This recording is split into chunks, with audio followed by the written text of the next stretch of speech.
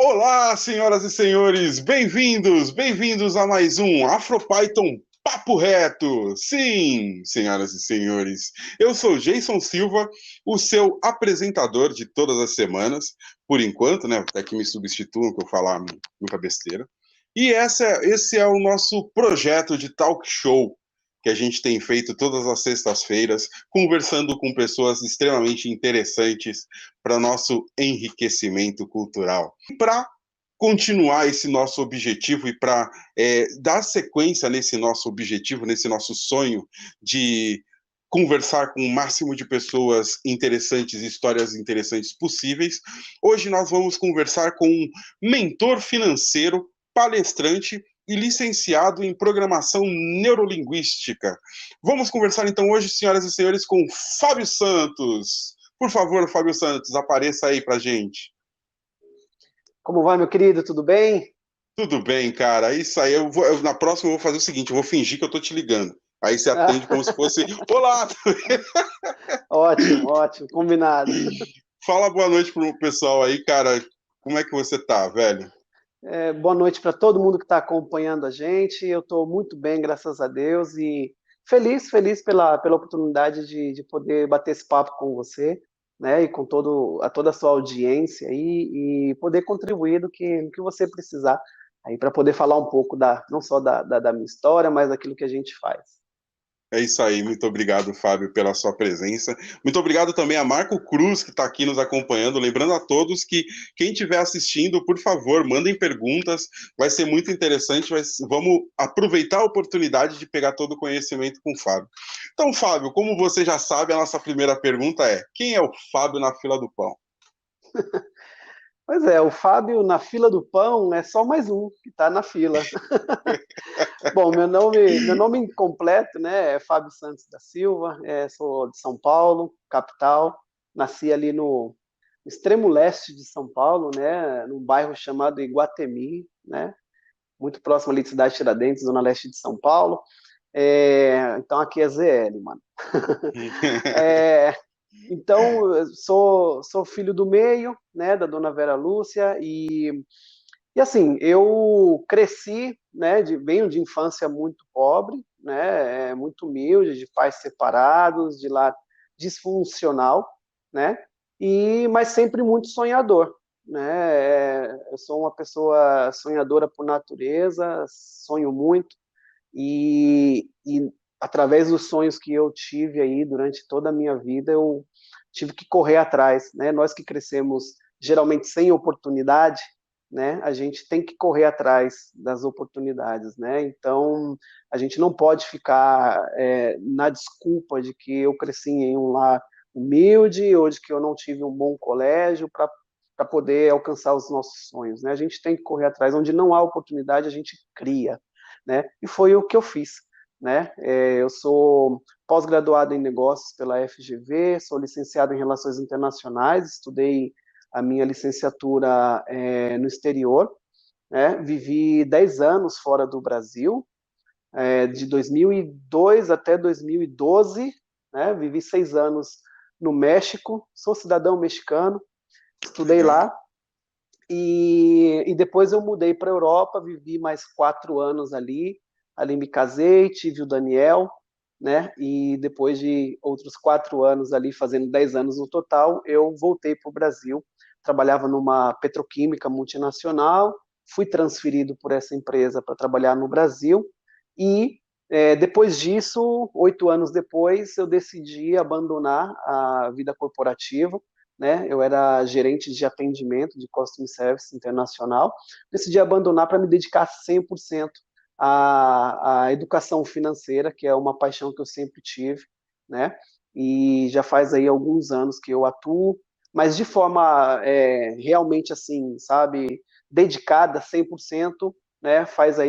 Vai fazer um ano mais ou menos que eu me dedico 100% a essa missão de popularizar a educação financeira.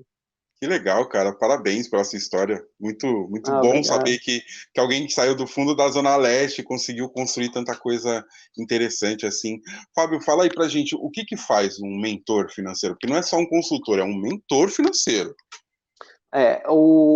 Existe uma diferença e a gente está muito familiarizado hoje com o termo coach, né? Eu Uhum. até, quando eu decidi entrar nessa vida de mentoria, eu tentei me desvencilhar ao máximo desse termo, porque ele ficou um pouco banalizado, na minha opinião. Eu acho que ele ficou um Ah, mas você pouco. vai falar que você é, não vai tentar mudar o mindset da pessoa. Então, é que tá. O coach, ele faz isso, né? Ele te Uhum. treina, né? Na verdade, o mentor, ele é um pouco diferente. Por quê? Para você ser um mentor, você tem que ter passado por aquele caminho, né? Eu, Sim. como mentor financeiro, eu tenho que ter propriedade sobre aquilo que eu ensino, né? Eu, como coach, eu posso fazer um curso e te ensinar uma técnica, te ensinar uma forma, certo? Eu posso te Uhum. motivar a fazer isso, etc. Mas eu, como mentor, eu já passei pelo que os meus clientes eles estão passando, né? Como eu te falei, eu vim de Uhum. infância muito humilde e tal, né? Passei por muita escassez, fome, etc, etc. Então eu sei o que é não ter dinheiro e eu sei o que é ter dinheiro. Então eu posso ensinar as pessoas a ter dinheiro porque eu passei por isso, né? Então essa é a diferença que eu vejo aí basicamente entre um coach e um mentor. O mentor termina sendo sim um pouco, né, de coach também, porque a gente termina motivando as pessoas, mostrando para elas o seu real potencial financeiro, mas eu gosto muito do termo mentor, né? Porque eu caminho junto com você, né? Eu sei pelo que você está passando e eu sei o caminho das pedras, então eu te ajudo. Então, o mentor financeiro, ele justamente faz isso. Ele te mostra o caminho e caminha junto com você. É basicamente trazer você do ponto A, onde você está hoje, né, e te levar no ponto B, que é o seu sonho, que é o seu lugar desejado, né? Uhum. Então, quando você consegue fazer isso, você ajuda as pessoas a entenderem como trabalhar com o dinheiro, a psicologia do dinheiro, como é que funciona, certo? Você cria uma consciência financeira, você identifica a pessoa, o seu eu consumidor, né? Uma coisa que eu faço bastante também é mostrar para a pessoa que muito do que ela é hoje financeiramente tem a ver com o que ela foi dentro de casa, né? Você sabe que dentro da PNL a gente aprende muito isso, né? De que as crenças, elas existem em todos nós temos crenças, e as crenças nada mais são do que um entendimento daquilo que nós vemos, sentimos e pensamos, e ouvimos, desculpa, vemos, sentimos e ouvimos, isso é a crença, mas isso não quer dizer que seja verdade, né? Que as nossas crenças sejam verdade. Então a gente, por exemplo, muitos clientes meus têm a crença de que eu nasci pobre, eu vou morrer pobre, né? Isso é uma crença, não é um fato, certo? Ou de que só investe só faz investimento quem é rico. Isso é uma crença, né? Então, tudo isso a gente vai trabalhando junto com os nossos mentorados, né, para poder fazer com que eles alcancem um potencial que eles têm, né, na verdade, aí através das finanças. Eu vejo muito assim, que tem muita gente que tem esse medo do dinheiro, né? Dá para dizer isso, assim. Tem essa coisa da PNL que você comentou, tem muito isso, assim, pô, eu não vou fazer aquilo porque eu tô com medo, ou eu não vou Uhum, controlar dinheiro porque dá trabalho, não vou fazer planilha uhum. de controle financeiro porque é um saco, eu sempre vou estar no vermelho mesmo, para que eu vou fazer? O que você falaria para uma pessoa assim? Não que eu estou Pois falando de é, mim, tá? Eu aham. não tentando. Pois é, mas você sabe que é uma coisa interessante, né? O medo ele existe porque a gente desconhece, né? Nós como seres humanos a gente tem medo do desconhecido, né? Mas como é que a gente tira esse medo? Conhecendo, né? Provando, testando, né? É dessa forma que a gente consegue. Só que assim, como é que eu conheço algo? Justamente sabendo como funciona. Então, por exemplo, pessoas que falam, investir é muito difícil, mas quem disse que investir é difícil? Você já tentou? Você já leu sobre isso? Já estudou? Você fez alguma coisa para poder mudar esse pensamento? Né? A questão de dinheiro que você falou também é algo muito interessante, Jason, pelo seguinte, isso aí tem a ver com a nossa cultura, né? Nós, Uhum. como brasileiros, nós não temos a cultura, né, de falar de dinheiro. Eu não sei os seus pais quando você era pequeno, mas os meus pais, por exemplo, nunca sentaram na mesa comigo na hora do jantar para falar sobre a situação financeira da família, quais eram as coisas que nós deveríamos fazer para poder economizar, para poder realizar esse ou aquele sonho. E eu sei que isso, por mais que muitas famílias muitas famílias fazem isso, não é uma exceção, né? São exceções, né? A regra é que os pais não falem de dinheiro, porque existe também meio que um mito dentro da família falar de dinheiro, porque a gente cresce como sociedade entendendo muitas vezes que o dinheiro é sujo, que o dinheiro é algo corrompível, né? De que outra vez só tem dinheiro quem faz algo errado e por aí vai. Então a gente cresce com essa mentalidade, a gente cresce com essa cultura, né? De não falar em dinheiro porque é um assunto meio que proibido, certo? Quando E tem uma deveria. coisa do medo, né? Tem uma coisa do medo também, assim, eu vejo muito assim em algumas situações em que, por exemplo, eu não vou comprar a prestação, porque se eu ficar com o nome sujo, os vizinhos vão olhar, sabe essa relação do medo do não vou ter muita Uhum, coisa, não vou ter um carro novo às vezes, porque o vizinho vai olhar, tem essa relação com o medo muito forte também nesse aspecto de comprar e ficar devendo. Aí tem muita gente que se enrola numa bola de neve por conta do medo, e aí as dívidas vão uhum, se acumulando, que para pagar essa dívida, para não ficar com medo, eu faço uma outra dívida. E aí vai uhum. dívida daqui, dívida dali. Também tem isso, né? Sim, com certeza. Eu acho que o dinheiro deveria ser um tema tratado com muita naturalidade dentro das casas, dentro dos lares, de um núcleo familiar, né? Uhum. Só que a gente, mais uma vez, falando não só da cultura que nós temos, né? Por exemplo, olha, o filho não pode saber o quanto o pai ganha porque ele vai falar lá na escola e aí todos vão ficar sabendo que o pai ganha muito ou que o pai ganha pouco. E aí eu posso virar alvo de bandidos ou de assaltantes ou Uhum. disso daquilo. Ou eu moro num bairro mais humilde, então eu não vou comprar aquele carro porque vai chamar atenção, as pessoas vão ficar com inveja e assim e por aí vai, né? Então a gente entra aí numa outra seara que além da cultura que nós temos com relação ao dinheiro, tem a questão da educação, né? O nosso país ele não tem uma educação financeira ou uma educação voltada para o dinheiro. Né? Hoje nós vamos para a escola, desde do prézinho lá, né? Do pré-escolar até mesmo na faculdade, né? A gente passa por todos esses ciclos escolares sem falar sobre dinheiro, né? Ao menos que Uhum. você estude uma carreira específica, economia, finanças, alguma coisa assim, você não fala de dinheiro, né? Então, isso reflete muito em como somos como sociedade, né? Por exemplo, só para você ter uma ideia, hoje 80% dos brasileiros, nós somos um país de mais de 200 milhões de habitantes, né? 80% dos brasileiros são endividados. Mas até Sim. aí, Jason, tudo bem, porque como a gente não fala de dinheiro, a gente não entende o que é o endividamento, né? O endividamento devia ser algo tão natural nas nossas vidas, porque o que é a dívida? A dívida é o seguinte, é você pegar algo hoje para você pagar amanhã. Isso é uma dívida. Uhum. Então, por exemplo, aluguel, água, luz, são coisas que você consome hoje para pagar no mês seguinte, certo? É uma dívida. O problema, Geis, não está na dívida. O problema está na inadimplência. Então, Exatamente. tá entendendo? Então, quando eu Uhum. não sei lidar com o dinheiro e me endivido mais do que eu deveria, eu perco a minha capacidade, né, de pagar, Uhum. Sim. certo? Quando eu perco a minha capacidade de pagar, eu me torno o quê? Inadimplente. Aí entra aquilo que você falou agora há pouco, que a pessoa tem um nome sujo, que a pessoa começa a pegar empréstimo para pagar empréstimo, aí vira um círculo vicioso, né? Uma Uhum. bola de neve que só Deus sabe quando você vai sair dela. Né? E se Uhum. torna muitas vezes casos assim, não vou dizer irreversíveis, mas assim bem complicados ao ponto da pessoa simplesmente abandonar a dívida, né?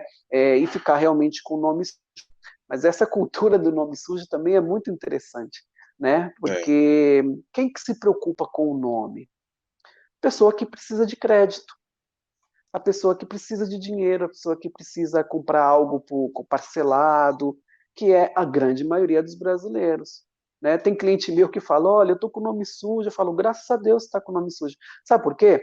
Porque o nome negativado, ele nada mais é o mercado falando para você o seguinte, Jason, você não está conseguindo lidar com o seu dinheiro, você não está conseguindo pagar os seus compromissos. Eu estou te protegendo de você mesmo. Eu estou sujando o seu nome e eu estou impedindo você de ter acesso ao crédito. Só que a gente não vê dessa forma, certo? A gente olha sempre pelo lado negativo da coisa.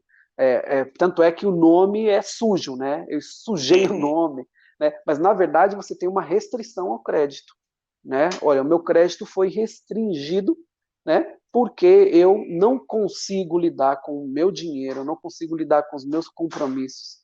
E aí o mercado fala, olha, você não é uma pessoa que saiba lidar com crédito, então eu estou te restringindo, estou te negativando, né? Então tudo isso, todos esses conceitos que eu já falei, estou falando com você aqui até agora, são coisas que a gente devia aprender na escola, Sim. desde lá do, né? Mas que a gente não Uhum. aprende. E aí a gente cria formas errôneas de pensar sobre o dinheiro, sobre o crédito, né? Você sabe, por exemplo, que um dos fatores que contribui muito para o endividamento no Brasil é o acesso fácil ao crédito, né? Ao dinheiro. Né? Isso é Uhum. uma coisa que contribui muito. Você sabe que o Brasil é um dos primeiros países no mundo que mais tem cartão de crédito per capita, ou seja, por Caramba. pessoa no mundo. E com os juros que tem? Se eu não me engano, ele está em segundo ou terceiro lugar. Né? Tem gente que tem 2, 3, 4 cartões de crédito, entendeu? Então, isso que acontece. O acesso ao dinheiro no Brasil é muito fácil, o acesso ao crédito é muito fácil, muito simples. Você pode, com um clique hoje, pegar um empréstimo, você pode fazer um consignado, né? Ou você pode usar o seu cartão, tá certo? Então, esse fácil acesso ao crédito, misturado com a falta de, permita-me dizer, inteligência financeira, né, faz com que as pessoas se endividem cada vez mais. Mas, como eu falei, o problema não está em se endividar, dívidas fazem parte do nosso dia a dia, a gente deve encarar com naturalidade. Mas quando eu já não consigo pagar, aí eu entro no endividamento severo, que me leva à inadimplência. Aí é onde o problema começa a acontecer. Ótimo, ótimo. Então agora é a hora do nosso intervalo comercial, que não tem vinheta ainda, mas a Brand vai colocar uma imagem da nossa primeira propaganda, que é o Show de bola. seguinte, gente. Brand, bota aí. Cadê? Não, não faz isso comigo não, Brand. Cadê a imagem, Brand? Ela vai colocar. Mas assim, a ideia é da gente divulgar também eventos. Então, qualquer evento que você queira divulgar, que você queira compartilhar com a comunidade, por favor, vem com a gente que a gente tenta divulgar para vocês aqui no nosso Papo Reto. É que eu ia falar podcast porque eu estou ainda pensando em antigamente. Bom, é o seguinte, se você tem essa dúvidas sobre ciência de dados e o que é data science, se você não sabe o que é data science, para que serve, quem usa, como iniciar na área e muitas outras, cola com a gente, porque no dia 29, ou amanhã, às 15 horas, no YouTube, no nosso canal do AfroPython, a gente vai ter um mini curso, uma palestra do que é ciências de dados. Então, por favor, participem, venham com a gente, porque vai ser muito legal. Lembrem-se que será amanhã, dia 29/8, às 15 horas. Então, esse foi o nosso intervalo comercial.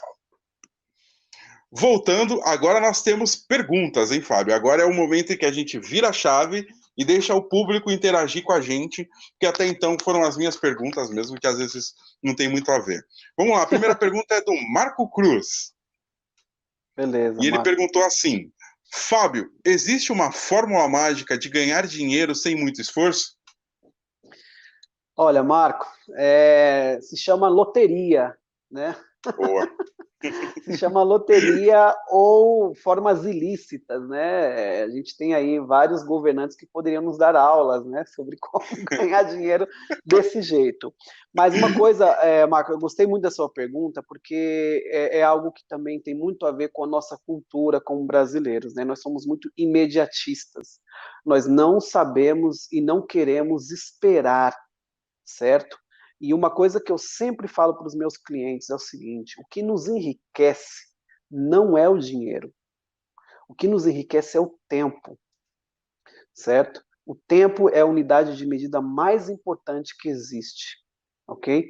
Então, o meu dinheiro aplicado corretamente em investimentos ao longo do tempo vai fazer com que eu enriqueça, né? Ganhar dinheiro por ganhar, ou querer juntar dinheiro de forma desordenada, descoordenada, sem uma estratégia, não vai fazer você chegar no seu resultado. Então, uma coisa que a gente tem muito que ter é paciência, né?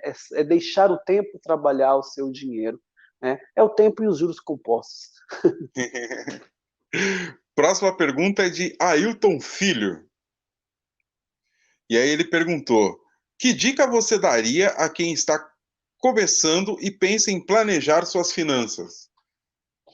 A primeira coisa, Ailton, né? A primeira coisa, Isso. Ailton, é começar. Eu não posso ficar dando desculpa. Tem muita gente que dá desculpa e fala: eu vou começar a guardar dinheiro quando eu tiver dinheiro. Eu não vai fazer nunca, né? Porque nunca vai guardar dinheiro, tá certo? Então, a primeira coisa que tem que fazer é começar.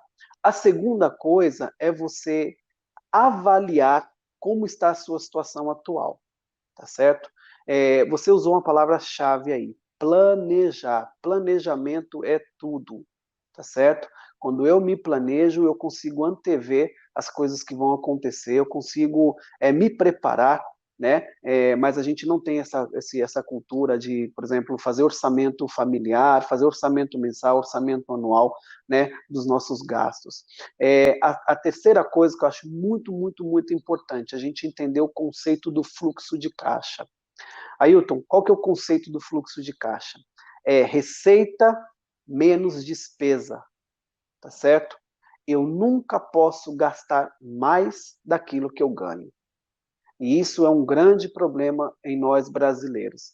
A gente tem a cultura de achar que limite do cartão de crédito é a extensão do salário, né? Eu conto com o limite do cartão de crédito todo mês para poder honrar com os meus compromissos, porque é um dinheiro que eu acho que eu tenho, mas na verdade eu não tenho e ele é caríssimo, tá certo? Para pagar, para você usar ele. Então, a primeira coisa que eu falei é você ter atitude e já começar, né? Então, depois disso, você começa a entender o que é o fluxo de caixa, como eu já falei, e aí você começa a gastar menos aquilo que você ganha, e aí vai começar a sobrar dinheiro para você. Começando a sobrar dinheiro, a primeira coisa que você faz, querido, é criar um fundo de reserva, tá certo? Um fundo de reserva para qualquer emergência que você venha a ter. Com relação à pandemia hoje, né, Jason, muita gente fala assim, mas eu não estava esperando a pandemia, por isso que eu me endividei, por isso que eu peguei empréstimo, não sei o que, não sei o que. Ninguém tem a obrigação de esperar a pandemia. Ninguém imaginou que isso iria acontecer. Mas todos nós temos a obrigação de estarmos preparados para qualquer crise. E eu me preparo financeiramente quando eu tenho o meu fundo de reserva, tá certo? Depois que você montou seu fundo de reserva, queridão, bora investir e aí sim fazer o seu dinheiro multiplicar. Mas o fundo de reserva você já pode, inclusive, investir esse dinheiro também em algo bem conservador para você não correr nenhum risco de perder. Aí tem uma pergunta minha, a partir dessa Pois não. reflexão do livro Caixa. Você falou, a pessoa tem que ter tem que ter receita suficiente para pagar as despesas, né? Uhum. Mas e se a pessoa está naquela bola de neve que a gente estava comentando antes, e aí tem essa preocupação de começar a se planejar? Uhum. Ela primeiro paga as dívidas e depois investe e guarda, ou guarda e vai pagando as dívidas? Isso depende, Jason. Se a pessoa já tem um capital ali, ela está entre quitar as suas dívidas e investir, precisa ver se ela consegue investimentos que compitam com a taxa de juros que ela paga, né, no empréstimo, na dívida que Nas ela tem. despesas. Se não Uhum. compete, é melhor pagar a dívida, né, porque você vai estar perdendo dinheiro aí, tá certo? Mas existem formas, né, de você. Isso aqui é um tema para uma outra live, uma outra entrevista, Desculpa. mas existem formas de você se livrar do endividamento, né? Inclusive renegociando, indo junto com o banco. Existem estratégias e técnicas aí que eu ensino para os meus clientes para fazer, né, para poder conseguir sair, diminuir taxa. Inclusive, às vezes, eu até indico, Jason, para alguns clientes meus abandonarem a dívida, né? Se os juros são absurdos, se eles são juros que não deveriam ser cobrados de forma abusiva, eu falo, para de pagar, junta o dinheiro, não estou falando para dar calote, tá, gente? Não me mal entendam. É parar de pagar para se reorganizar financeiramente, juntar esse dinheiro e em um futuro você ir lá e renegociar um desconto bem maior. Inclusive no Serasa, Jason, tem um feirão quita dívida todo fim de ano, onde principalmente o pessoal que está negativado, é uma dica boa, né? Você consegue descontos de até 98% da dívida lá. Eu acho que Né? está Então é tendo algo. agora até.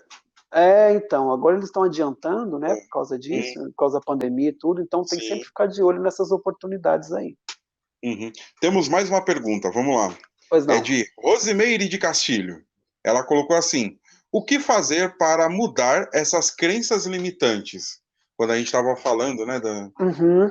Muito sim. bom, muito boa pergunta, Rosimeire, e profunda, né?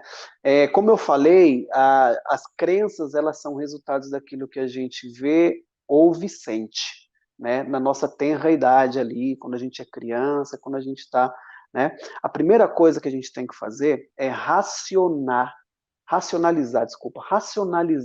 essa crença, né? É, por que eu tenho essa crença? Uma coisa que eu costumo fazer muito com os meus clientes é pedir para eles fazerem um inventário pessoal.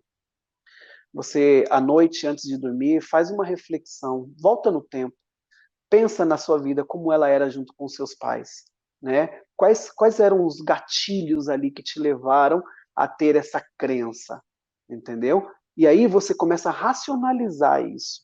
Por exemplo, gente que tem medo do escuro, né? Racionaliza isso. Por que eu tenho medo do escuro? O que pode acontecer com o escuro? Já aconteceu alguma coisa para eu ter esse medo?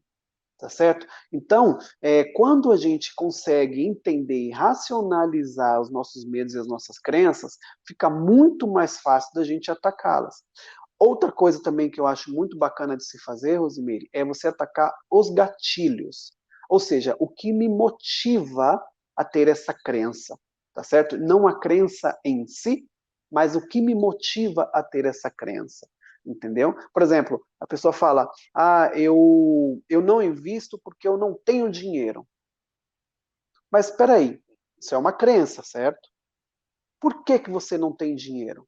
Vamos atacar o gatilho? Tá, o gatilho pode ser o quê? Porque eu sou gastão, eu gasto sem necessidade, né? Ou porque eu compro coisa que eu não preciso, ou porque eu sou um consumidor impulsivo.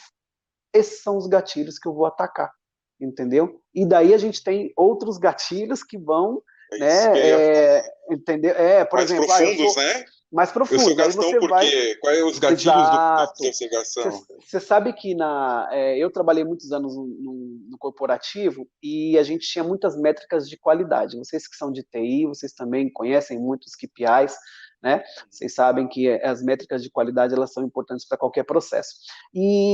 Quando eu fazia as métricas de qualidade de reclamações de clientes, porque eu era do atendimento, a gente tinha uma ferramenta chamada os 5 porquês, né? Uhum. Que aí, quando a gente aplica essa ferramenta dos 5 porquês, a gente consegue chegar na raiz, na causa raiz do problema, né? Então, por exemplo, eu sou o Gastão. Primeiro, por quê? Por que eu sou o Gastão? Eu sou o Gastão porque eu sou impulsivo, porque eu não posso ver uma promoção. Por que você não pode ver uma promoção?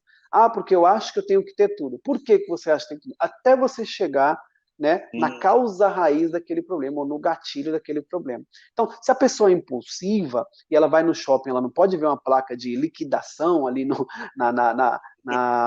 é que fala? Na vitrine ali da loja, ela tem que criar ali estratégias mentalmente para poder combater essa situação, entendeu? Brevemente, se você me permitir, eu posso falar uma. Vamos supor que você está ali na frente da loja e está lá, liquidação. Você sabe que o nosso cérebro tem duas partes muito importantes ali, que é o lóbulo parental e o lóbulo frontal.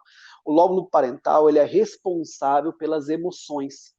É ali que vem à sua cabeça quando você vê uma promoção e fala, compra, compra, Rosemary, vai lá, ele vai acabar. O sentimento de escassez vem na Rosemary, ela começa a ofegar, ela começa a falar, não, eu tenho que ir lá e comprar, tá certo? Isso aí é o lóbulo parental, certo? É a dopamina sendo despejada nela ali, para ela poder ir lá e comprar. O que acontece?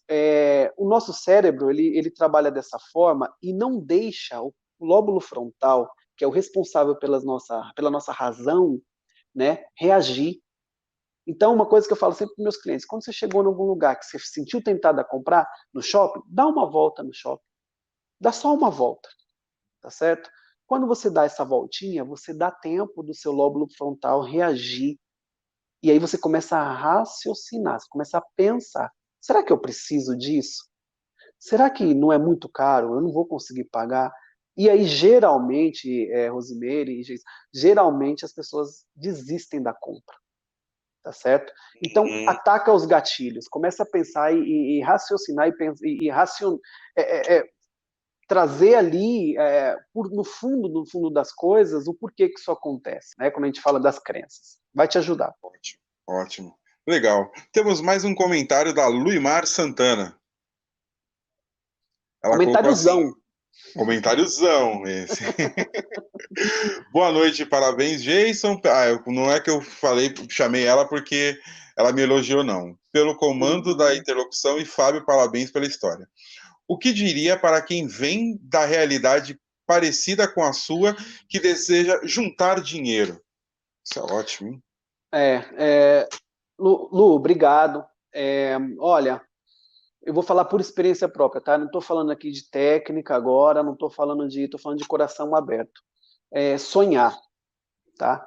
Eu acho que quando nós sonhamos, você sabe que a física quântica ela diz o seguinte, que quando nós sonhamos, ele já existe, o que nós sonhamos já existe. Ele só não está materializado ainda, tá certo? Então, guardem isso para vocês, né? A gente não pode deixar de sonhar, a gente não pode olhar para os obstáculos da vida e entender isso como uma barreira, né? A gente tem que entender os obstáculos como desafios, sim, mas como desafios que nos motivam a superá-los, não que nos impede de seguir o passo à frente, tá certo? Então, não deixe de sonhar, não deixe de correr atrás. Vai ter momentos, sim, de vontade de desanimar, de querer desistir, as crenças vão trabalhar contra você, né? De que você veio lá de baixo, você acha que você vai subir, você acha que você vai chegar lá em cima, você acha que você vai chegar no programa do Neto lá e vai fazer parte da televisão, você acha que você vai viajar o mundo, você acha que você vai estudar fora, você acha que você vai, entendeu?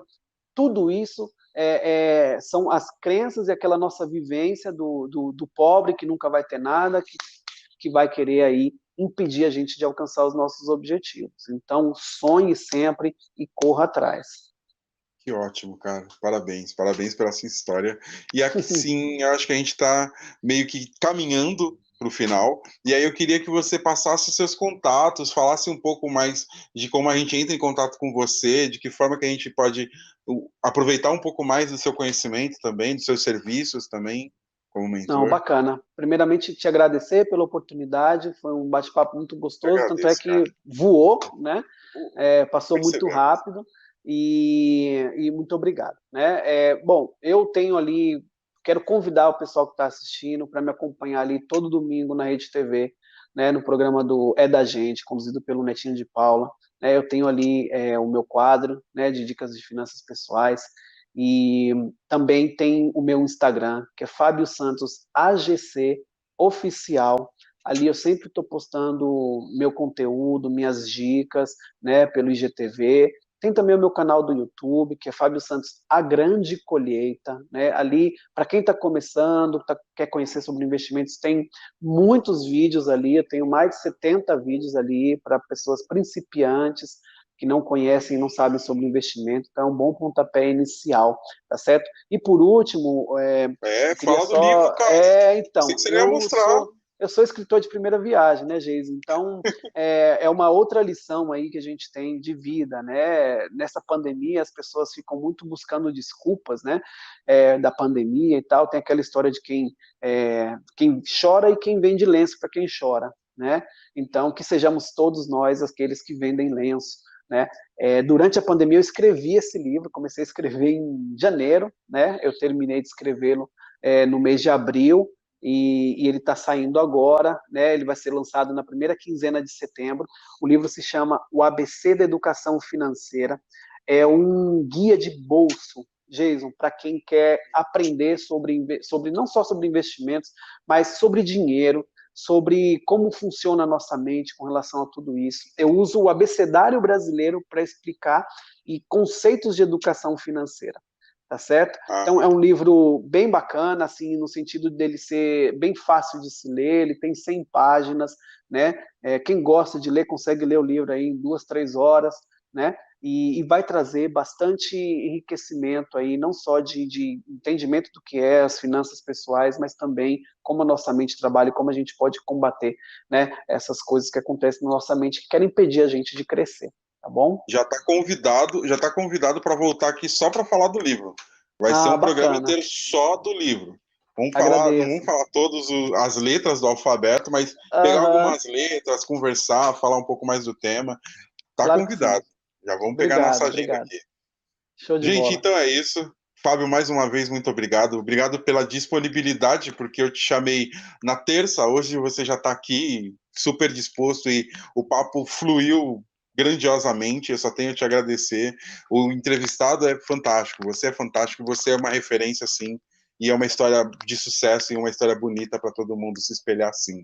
Então, eu acho que hoje a gente cumpriu o nosso objetivo e eu estou muito feliz. E termino esse programa muito feliz por ter tido a sua história aqui também.